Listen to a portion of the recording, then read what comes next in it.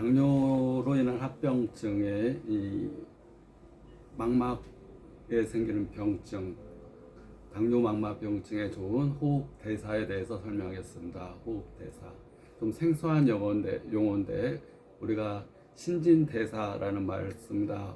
또 혈액을 통해서 동맥을 통해서 혈액과 영양분이 공급되고 산소가 공급되고 또 정맥을 통해서 노폐물과 이산화탄소, 노폐물이 내보내는 이런 신진대사의 과정을 거쳐야지 세포는 건강한 겁니다. 그런데 신진대사의 과정이 혈액과 조직에만 있는 게 아니라 우리가 마시는 호흡에도 이 신진대사의 과정이 잘 돼야지 몸이 건강합니다.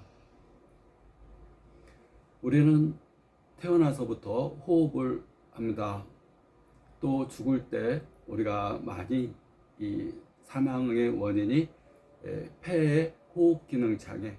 우리가 이제 숨을 마시면 기도로 숨이 넘어가야 되는데 식도로 이제 숨이 넘어가거나 음식물이 식도로 넘어가야 되는데 기도로 넘어가거나 우리가 가끔 우리 그 음식 먹다가 살에 걸린다는 표현을 쓰는데 연세가 들게 되면 더 나이가 먹게 되면 음식물이 식도로 해서 유장으로 음식물이 들어가야 되는데 그 갈림길에서 기도로 가서 기도를 막게 돼서 기도에 산소 공급 장애를 가져오는 폐렴, 음식물로 인한 폐렴, 그런 걸로 인한 호흡 장애로 대부분의 사망 원인이 호흡과 연관돼서 많이 발생됩니다.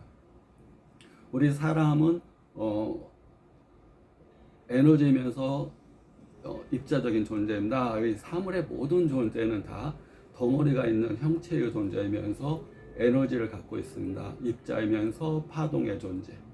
그것이 우주 만물의 모든 생물의 기본 요소입니다. 그래서 우리는 호흡을 통해서 우주의 에너지, 우리가 이제 공기 중에 아무것도 없는 것 같지만 공기 중에는 산소도 있고 또 에너지가 있습니다. 에너지의 특성은 정보를 갖고 있는 겁니다. 에너지. 그래서 우리가 에너지의 특성은 정보를 갖고 있는 거고 주파수가 있는 거고 진동하는 거고 또 그렇기 때문에 우리가 음악을 들을 수 있는 거고 핸드폰을 할 수가 있고 그다음에 TV나 이런 것들을 볼 수가 있고 와이파이 같은 것을 보이지 않지만 그런 파형을 내가 접속하면 볼 수가 있는 겁니다. 주파수를 맞추는 겁니다. 송신국에서 보낸 것을 수신기로 주파수를 맞춰서 내가 접속해서 볼 수가 있는 거. 호흡도 마찬가지입니다. 호흡을 통해서 우주의 에너지, 우리 우주에는 에너지가 있습니다. 에너지는 생명 에너지입니다. 그래서 그 에너지를 코를 통해서 받아들이는 걸 흡이라고 합니다. 그 다음에 에너지에는 정보가 있습니다. 우리가 어떤 고민에 쌓여 있거나 어떤 문제가 있을 때 우리는 소우주인 상태인 사람입니다. 소우주.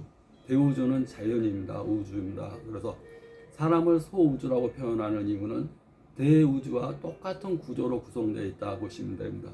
우리가 바다에 가서 바닷물을 한 바가지 뜨게 되면 바가지 안에 있는 물이나 저 바다에 있는 물이나 똑같은 존재인 겁니다.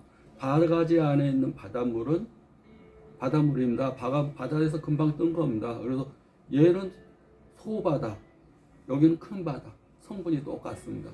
사람도 마찬가지입니다. 분리된 존재로 이렇게 자연과 분리된 존재로 하나의 형체를 이루고 있지만 저 별이 이루어지는 성분이나 저 돌, 바위, 나무가 이루어지는 성분이나 주파수가 다를 뿐, 에너지의 정도가 다를 뿐, 다 우주의 똑같은 구성 성분으로 구성되어 있습니다. 다만 형체가 다르고 이 느낌이 다르고 주파수가 늘수록 딱딱해집니다. 주파수가 빠를수록 부드러워집니다. 주파수가 더 빨라져 버리면 날아가 버립니다. 물이 이렇게 주파수가 우리 물이 갖고 있는 주파수가 있는데 주파수가 낮아지면은 얼게 되고 주파수가 막 높아져서 뜨거워지게 되고 100도가 돼 버리면 하늘로 올라가서 구름이 됐다가 또 서늘해지면 그 구름이 비로 또 떨어지고 그래서 이렇게 물도 이렇게 신진대사 이렇게 대사를 하게 됩니다. 물이 만약에 하늘로 올라가지 않는다면 비가 안 올 거고 비가 밑으로 내려오지 않는다면 땅이 바짝 말라서 가뭄이 들게 되고 생물이 살 수가 없는 겁니다. 자연에도 이런 신진대사가 있듯이 사람에게도 호흡의 신진대사, 혈액의 신진대사가 있습니다. 혈액은 인체의 모든 50조의 세포들이 혈액을 먹고 삽니다. 혈액이 큰 역할은 혈액속에는 적혈구라는 영양분, 또 백혈구라는 이 저항균, 내 몸을 지켜주는 저항균, 그 다음에 따뜻한 온도, 그 다음에 물, 체온, 또 그런 걸로 인해서 세포를 살려주는 동맥을 통해서 가고 영양분을 공급하고 산소 공급하고 에너지 공급하고 또 세포에는 정보를 또 정보 임박합니다. 우리가 느끼는 생각, 감정, 말 이런 것들은 우주에 전파되기도 하고 밖으로 나가기도 하고 내 안에 있는 50조의 세포들한테 전달되기도 합니다.